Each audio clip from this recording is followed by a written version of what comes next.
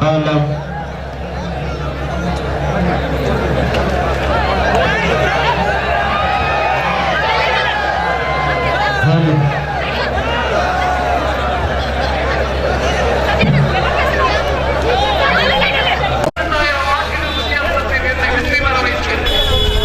அம்மா அவர்களுடைய தென்மண்டல தவதையும் நம்பிக்கை நட்சத்திரமும் நாங்கள் எல்லாம் எதிர்கட்சியிலே சட்டமன்ற உறுப்பினராக சிம்மசுப்பனமாக புரட்சி தலைவி அவர்களை காட்டுகின்ற சுண்டுவிரல் காட்டுகின்ற திசை நோக்கி அன்றைக்கு புள்ளிமூலத்தோடு எல்எஸ்எஸ் நான் என்று புள்ளிமூலத்தோடு ஆணித்தரமாக எடுத்து தலைவர் தெய்வேந்திரன் அவர்களே, கௌரி துரைப்பாண்டியன் அவர்களே, மாவட்ட கூட்டுறவு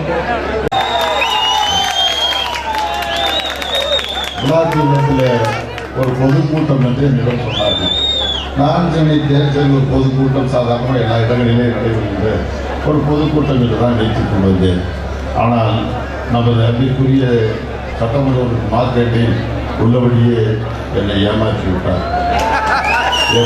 என்ன சொல்லி ஏமாற்றினார்னா, ஒரு மாநாடு ஏற்பாடு இப்படி நான் ஒரு பொதுக்கூட்டம் தான் நடத்துகிறேன் என்று ஏமாற்றிவிட்டார். இது ஒரு மாநாடு போல இன்றைக்கு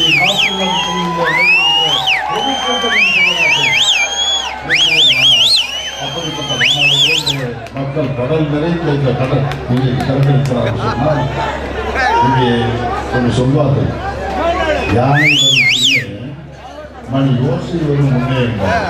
அதை போல வரப்போகின்ற புரட்சித்தலை அம்மாவுடைய அடுத்து வரப்போகிற சட்டமன்ற தேர்தலுக்கு பின்பும் புரட்சித்தலை அம்மாவுடைய ஆட்சிதான் தமிழகத்தில் மீண்டும் அமையப்போகிறது என்பதை முன்கூட்டியே அறிவிக்கின்ற வகையில் இந்த பொதுக்கூட்டம் கூறியிருக்கிறது என்று நான் கருதுகிறேன்.